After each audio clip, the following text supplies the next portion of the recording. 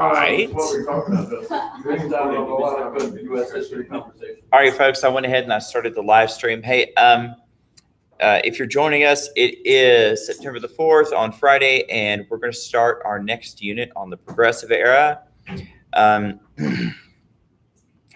I still need to post this on Canvas for you. So I'm going to save this as a PDF, the notes. I'm going to post it on Canvas so you can follow along. For now, just listen the best you can. And at the end of class, I will post it for you. So, all right. So the progressive era, 1898 to 1920. What do you think's coming up next? What do I normally do? School. Yeah, because like well, it has many aspects of prison. Okay. Hey, whoa, I'm gonna have to edit that. Muckraker, not muckracker. All right, so we have vocabulary terms. My goal for you is for you to shorten these definitions down. If you know what a term means, you don't waste your time writing down definition. Even if you don't know what it means, don't write the whole thing down. So here, let me polish this up so we can see it more. Yeah, just a second. Okay, there. I think I cleaned it up. So I picked these terms because they help us understand some of the things that we will discuss regarding the progressive era. So a muckraker. This is a form of journalism that's main goal is to expose societal wrongs, especially has to do with people in power. People in power, whether in government or people in power as far as the rich. And so they're trying to expose corruption, right? And however, they are, like it says here, they're criticized for sensationalism. So often they made things sound worse than they were, right? So they bring about awareness, but they're trying to sell magazines and newspapers. So they make things sound like super crazy.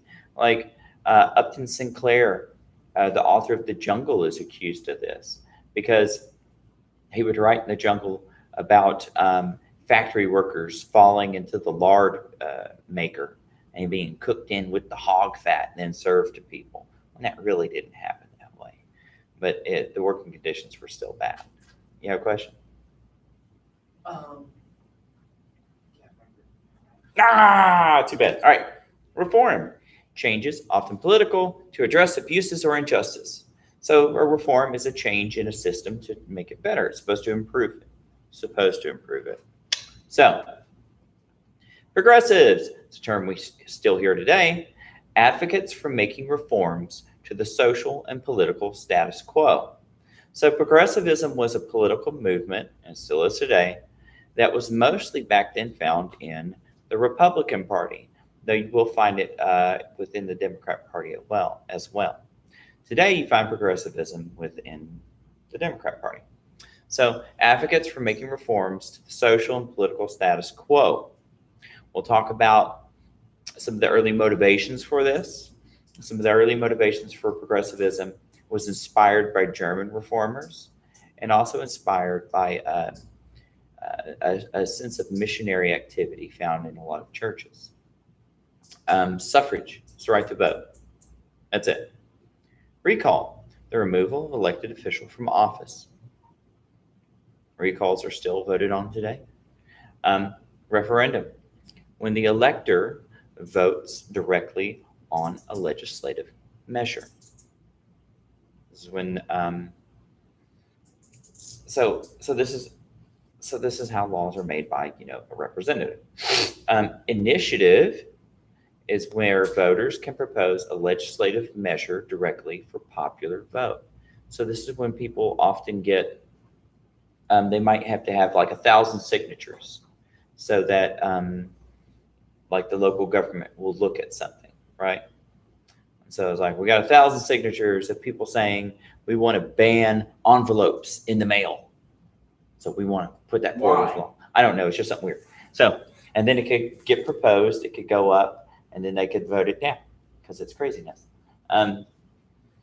So the reason we have these things such as recall, referendum, initiative, is because they are all part of reform. They're all part of some of the tools that were used to try to cause political reform, especially within cities and stuff like that, because it was the cities often where you found a lot of local corruption.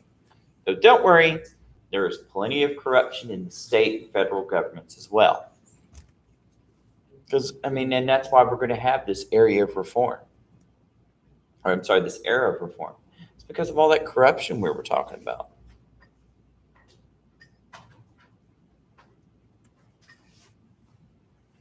So, quite a few terms. I am not going to test you over these terms, but I cannot guarantee that these terms will not show up in test questions. Does that make sense? So you need to have your proficiency. Since they're not everyday terms for most people, put them up there.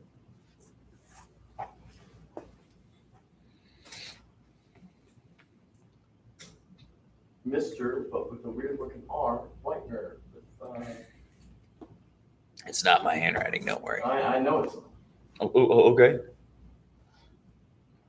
Doesn't look like your handwriting. Oh yeah, I don't write cursive very often because, see, when I was a kid, we were only allowed to write in cursive in school until I was about middle school.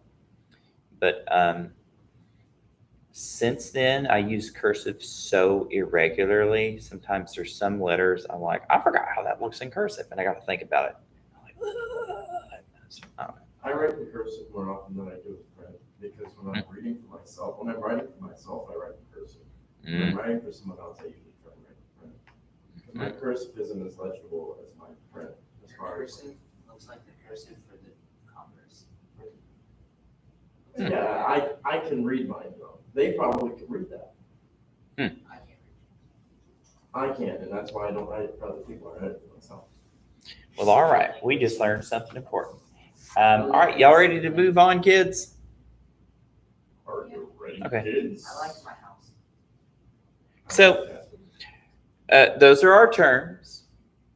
And what do we see here? Protectors of our industries. It's got a bunch of big, fat, money-hungry big boys as well. It's the snake Named Vanderbilt, Gold, Yeah, Gould. Gould, and Fields Millions. They've all got millions of dollars under hard-working class who's carrying their boat. Yeah. So they're enjoying the good life on the back of others. And this is, of course, the political cartoon criticizing these guys and some of the shady methods. And some of them, like Gould in particular, just really shady, corrupt stuff. I got a biography over here somewhere.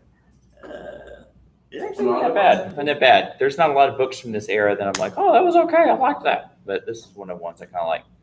So this is a general overview, and we're going to talk about these things in detail later. So what was the Progressive Era?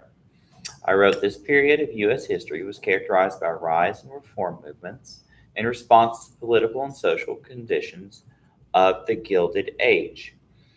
But not all of this happened in a vacuum. This idea of political and social reform of a society was also really big in Europe before it had taken off in America. And often as it goes, sometimes something becomes fashionable in Germany or France or England, and then we're like, oh, we want to do it too. And that's just how it is. Sometimes vice versa, but usually we follow what Europe does, at least as far as like movements go. And so media and religious movements brought attention to rampant social problems. Remember, we talked about social problems as in greed, as in people using corrupt methods and bribes and trickery to get rich while hurting others at the same time. The whole idea of like a free market society in America is supposed to be where people can get rich, but it's not a zero-sum game. And what's a zero-sum game? I don't know. Everything's equal. No one loses anything, and no one makes anything. Oh yeah, because people zero-sum game is like if nobody makes any progress. Hmm. Um, But if somebody does win, if it somebody means does win, it means somebody else loses. loses. Yeah, it's 1-for-1 ratio. So yeah, if I'm winning, everyone else is losing. Well, the whole idea of American economics is supposed to be that if somebody wins, other people can be lifted up with them. But we're seeing corruption kind of remove that. So we had a lot of people who were getting rich off the back of others. So they actually were pushing other people down, like you saw in the picture. So people wanted to reform that, wanted to reform the fact that there were so many people who were impoverished, who weren't able to participate in society. They had no education. Some of them had nowhere to move because like they might come from a country and be strangers within their community, not be able to speak with anybody else in English, especially if there were somebody from like a country that had a very narrow language, like if they were from like certain parts of Eastern Europe, right? They're coming over and they're like not able to talk to anybody. And so they're not integrating well into society. Of course, also working conditions were terrible. People kept reading stories about people dying in the factories. There was violence as far as people rioting because of their work conditions and stuff. So people called for reforms due to political corruption. They also wanted civil service reform. Remember, people were getting government jobs because of who they knew, not because of their qualifications. So experts were not running things. This is a time period when you're starting to see a lot of movements and that are influenced by science to make things run better, to make factories work better based on understanding human movement and motivations and things like that. And they're wanting to apply this to government. They're like, how come the best person gets the job in this industry, but in the government, it's always the worst people? And supported causes such as women's suffrage, it's their right to vote. And this is the one, it's the one social issue that both Northerners and Southerners got behind: prohibition, the banning of alcohol. Other things were a bit more divided. Race relations, women's suffrage, workers' Prohibition rights. never really, It did happen. I mean, it did, but nobody, like, it wasn't followed. People would just get. You're right. It was followed by the law, but it wasn't followed by the people. People would just get alcohol from, like, drug dealers. Yes. Just kill them. You're right. They would get it from moonshine. They would also get it from underground bars called speakeasies, where Yep. you would go and basically hide from the cops. Well, you wouldn't really be hiding from the cops because usually you'd have like a deal with them. Be like, oh, steal our stuff. We'll give you some beer." And see, this was a time period of that corruption, even at local levels. But it was one of those things that that you're correct. The enforcement came and it was spotted, right? In some places, people made a big show of a big bust, but often people turned a blind eye. And turning a blind eye, unfortunately, to one law leads them to turn a blind eye to other laws. And next thing you know, it's just leading to like degradation. We'll get to that. They also wanted to reform child labor. People started to feel that this wasn't how you're supposed to treat children. Maybe a child. They saw that the days of children working with their families and having time to play was over. Now the kids were working, and they were working hard in many places. Of course, these are the cities. This is where we're talking about. They also wanted a reduction of work hours. People working 6 days a week for all of daylight. It was pretty hard. They were calling for public education, at least for children, and some education for adults as well, like night school, and workers' product safety. So workers were being injured quite often, not a lot of safety standards, and a lot of products were being sold that were dangerous for people. They weren't regulated. Things like canned meat might be rancid, but nobody was enforcing it. Drug addicts. And we will get to that. Yes. Drug addicts. Last year in chemistry, Mr. Hamilton had us watch The toxicology. an Amazon movie called The Toxicologist Handbook.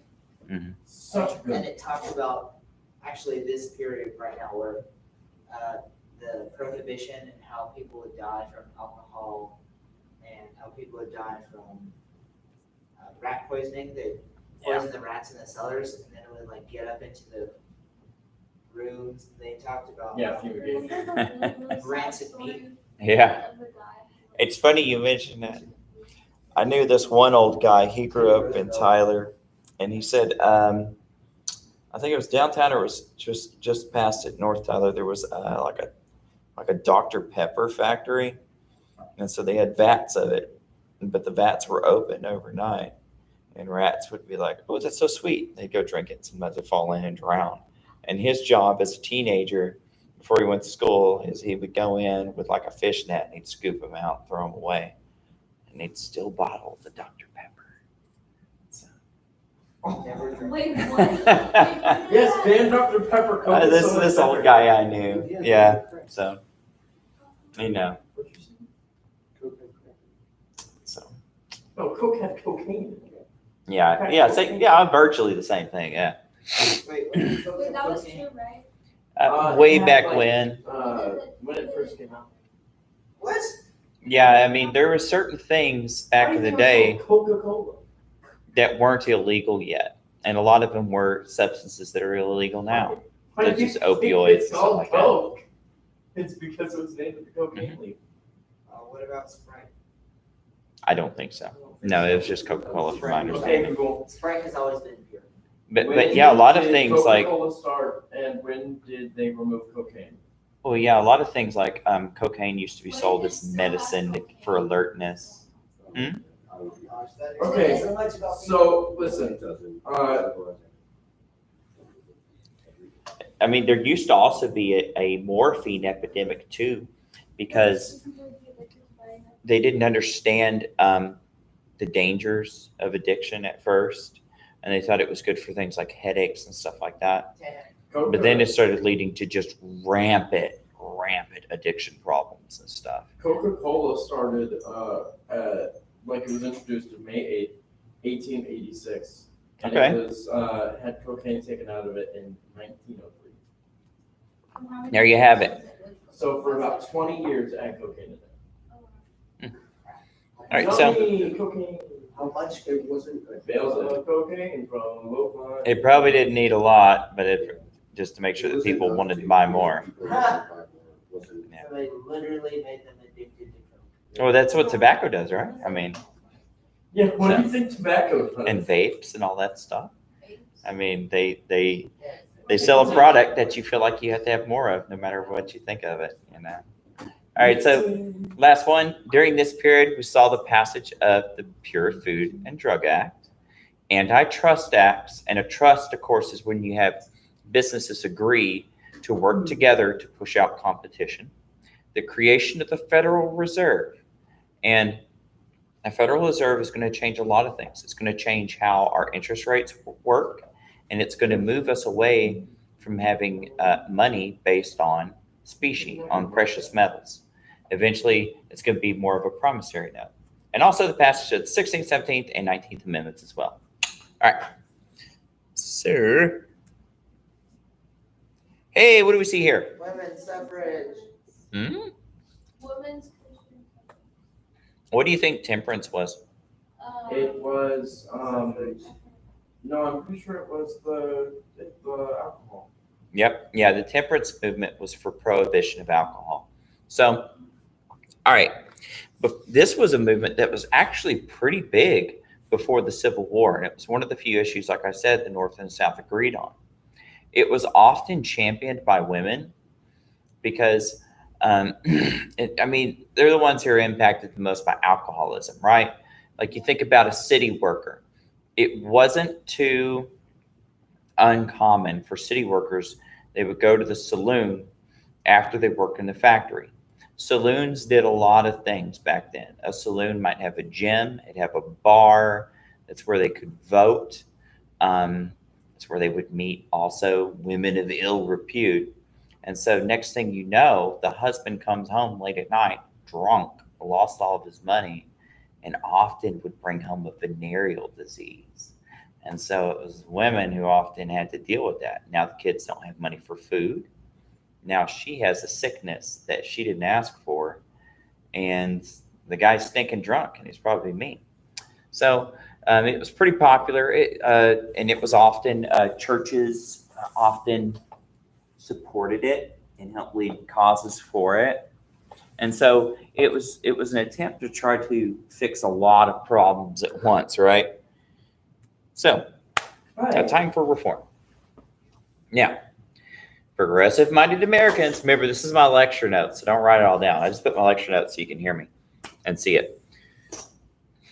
Progressive-minded Americans were largely made up of middle-class Anglo-Americans who felt that it was both their religious and patriotic duty to improve the lives of those around them through the government. So, what we're starting to see is we're seeing a shift away from old-style ideas of government. This happens during and after the American Civil War. Remember, before the Civil War, when people thought, especially of the federal government, they thought, oh yeah, the guys who run the mail. After the Civil War, they're going to think of the government, and learning from Europe, they're going to be like, wait, the government can do everything. And it could fix it. They were looking to local, state, and federal governments to fix a lot of the social problems going on. So it felt like it was their duty. Progressive activists used initiatives, referendums, and recalls, remember those words, to bring about political change. We're seeing a shift in people's mindsets as far as how government works. In my economics and government class, I talk about this quite a bit. There's two different opposing factors when it comes to people's political ideas. On one hand, you have liberty. On the other hand, you essentially have equality. Liberty is related to freedom. Equality is related to duty. And you have oppositions to both of these. And they can't really coexist perfectly with each other. And so here, what you have is you have a shift towards equality and duty with the progressive movement. And the modern progressives are the same way. They still want equality and duty. Whereas opposition would say they're more for liberty and freedom. So initiatives reflected the democratic drive behind these reforms. Little d democratic. So that means they want the people to have a popular voice in it, as private citizens could petition for new laws. So you're starting to see a movement where people are wanting to make the little guy have more voice. In the Constitution originally, for example, states got to pick senators who went to Washington for 6 years. The states picked it. And it wasn't the states up to vote. The state governments picked who your two senators were. The founders believed that the states needed a say-so in the federal government. They're like, look, the United States is made up of the states, so the states have to have representatives. The progressive movement, however, and later we'll see with the populist movement, will say, hold up. They didn't think it was fair, and they thought it gave too much power to the rich. So then they're going to have a constitutional amendment later to make it to where we have a popular vote, which we have now. So like in Texas, John Cornyn, Ted Cruz were voted by citizens like normal people to be in their position across the state of Texas. If that amendment was not in place, I forgot which one, then it would be whoever Austin sent. So going back to here. Referendums allowed people to choose for laws through popular vote and had significant impacts on local reforms. So think about things like city codes and stuff like that to try to make the place cleaner. Also things like getting rid of child labor within their community, opening up schools and such. Recalls gave citizens a chance to vote on the removal of corrupt politicians or those who opposed their reforms. So you got a corrupt mayor or you got a bad dog catcher. Well, you get a referendum or you get a recall, and you boot them out. Then you can have a new vote and get somebody else you like. So how do you get a recall in like today's day and age? It's different for different areas. In some places, You simply need to meet a certain threshold in signatures from people who are citizens there. Like, I'm not sure how it worked in Tyler, but in some cities, it would be like, hey, you need 1,000 signatures, and then we will put it up to vote for the people. How many people does Tyler have? Then they have like, yeah, let me look it up. I think Back so. when I was a kid, it had like 100,000. Like my wife was just talking to me about that yesterday, and I was like, okay, y'all remember that? I didn't. When I was a kid, it had like 100,000 people. Mm-hmm. Yeah, it's as of 2018, we have 106,000 people. So it hasn't really changed. Not terribly too much. I mean, unless it skyrocketed in the past couple of years. I don't think of it. All right, so reform. This is mostly led in the cities. This is mostly led by middle-class people. So just keep that in mind. We're going to see, though, that there are going to be reforms that are going to be called upon by rural Americans, farmers mostly, and they are not going to be middle class. Most of them are going to be impoverished, but they're still going to want changes. And some of those changes that they ask for will be very similar to the progressive movement. Y'all ready to move on? Nuh-uh. Okay, that's fine. No rush. Breaking down all this stuff. Little hot dog day. Write it. Like the. That's how I do all my church notes. Like it's some stuff. So while the pastor's up there, you just there like, No, when the pastor's up there, I have to work. I do the live stream, audio and video. oh, okay. I actually have to do it at 9:15. I have to do it for both services this Sunday because my friend who's the pastor's kid, or our youth pastor's kid, does it, every morning because he goes there anyway. Uh-huh. He isn't going to be there. I'm Uh-huh. going to have to do it. Are you volunteer or do they pay you? No, I'm volunteering. Okay. I was just wondering, some churches pay their volunteers. I mean, they pay. Ours don't. They but- pay the people who are, professionals who do it. Mhm. Like set up all the equipment. I don't do that. I just run it. I do it because I like doing it. But like, here's my Sunday school notes for just one day. Oh, And that's good. That's good. I mean, like, yeah, I remember when COVID first hit, and like ours, it was just like, gosh, I think it was just somebody's laptop. Yeah, we just couldn't hear. what did you say? Yeah. So. Yeah, no, we did it over Zoom as well. Or was it Zoom? I think we did it over Zoom. Yeah. It was all right. Okay. It wasn't as good as in person. I'd imagine. Hey, I must accidentally reuse this picture. Oh well. Oops. A time for reform and changes to the Constitution. So we're talking about changes to the core of the American law. So many of these reforms called for direct participation of the voting populace, as it was the entrenched representatives that appeared to be part of the problem. So they're like, look, they were saying it was the establishment was the problem. So entrenched representatives, so we're talking about people who live in the government and will never budge, and they're profiting off of it. And because of that, they don't care about the voters. They feel like they're set for life. So then we have the introduction of some things such as the 16th Amendment. This is going to create the federal income tax. So Oh, yay. That's This- so fun. this amendment was ratified because they said it was only going to be a temporary measure. But here's a little secret. It's not. Governments don't do temporary measures. So it's still here today. So when you're working, some of your money will go to this. The founders specifically said they didn't intend for anything like this. They planned on funding the government through different ways, but they wanted a smaller government. However, now people want a bigger federal government, which needs money. And if it needs money, you got to get money from somebody. And how you get money through people? From the law. They have tried to pass income taxes before the 16th Amendment, but the Supreme Court shot it down. Because like, excuse me, no, unconstitutional. Bam, can't take people's property. But if you change the Constitution by amending it, now it's constitutional. This is supported by the populists, who we'll talk about later, and the progressives. The populists supported it because remember, they're poor farmers. Farmers throughout all of American history hate tariffs because they want to buy things at cheaper prices. They want competition. And so they were like, look, instead of charging tariffs, you can just charge our fellow citizens for money. The progressives, well, and tariffs do actually kind of trickle down though.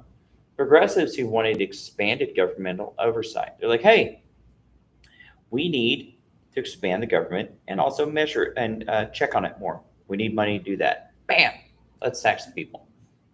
So that's how that works out. The 17th Amendment, this is what I was talking about earlier, was 17th, granted direct election of senators, intended to allow for more democratic participation in government and pull power away from political parties. So, like I said, states were allowed to choose their own representatives. So whichever political party was in charge of a state, it's usually one side or the other, got to pick the senators. And these were usually people who were not popular with the state, they were popular with the government. And so this was seen as a sign of corruption.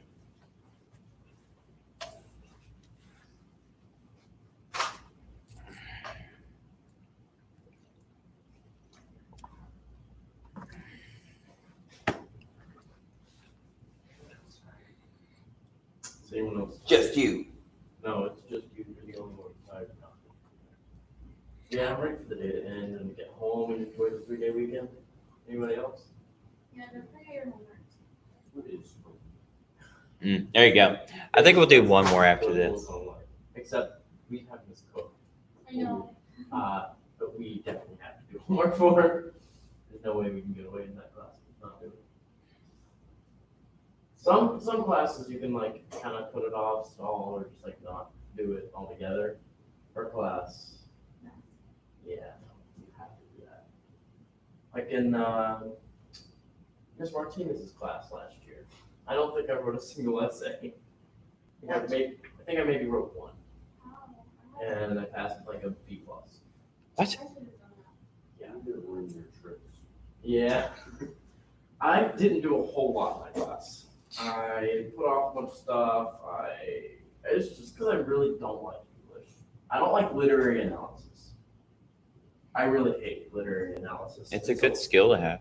every literary analysis paper I like put off and I like didn't do it and I was like making excuses and then like eventually she either like forgot about it.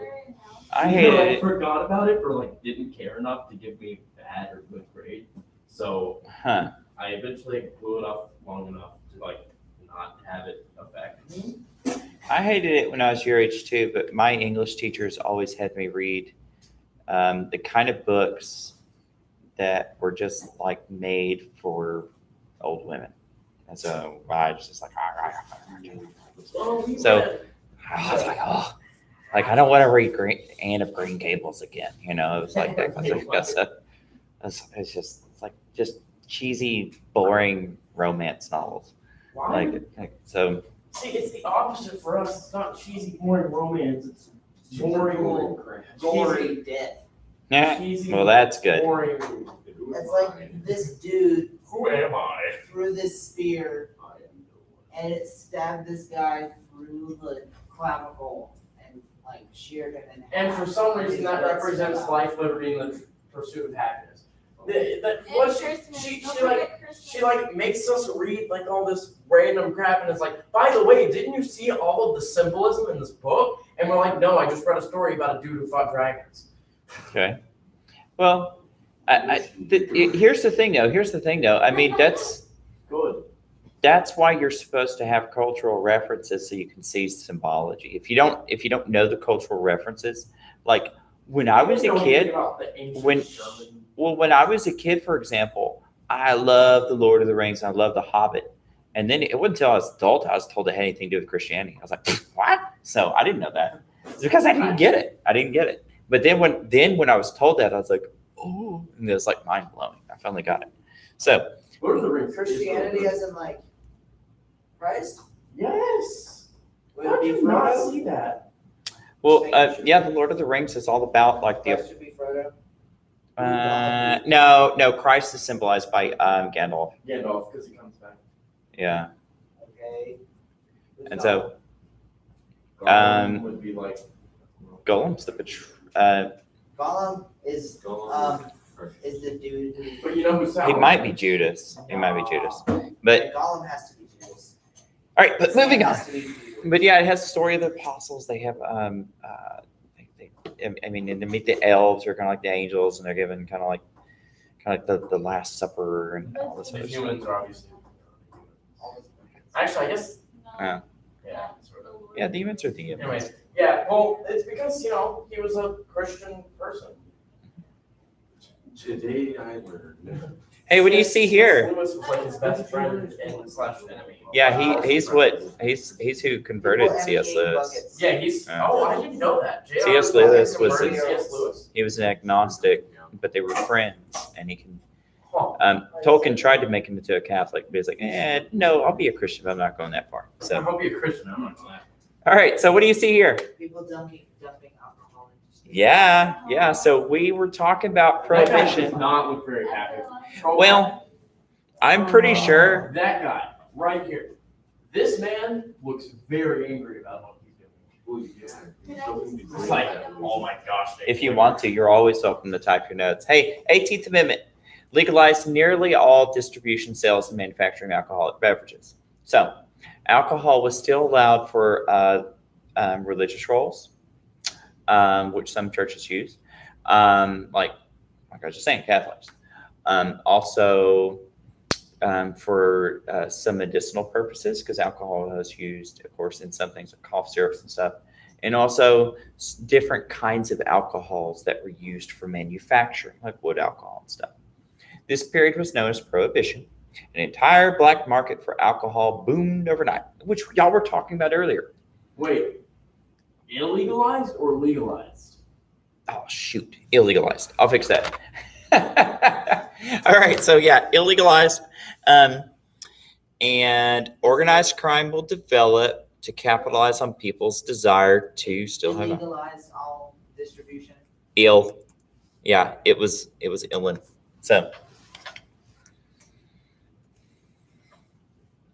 So alcohol's banned for consumption. Bars and taverns known as speakeasies would provide illegal drinks.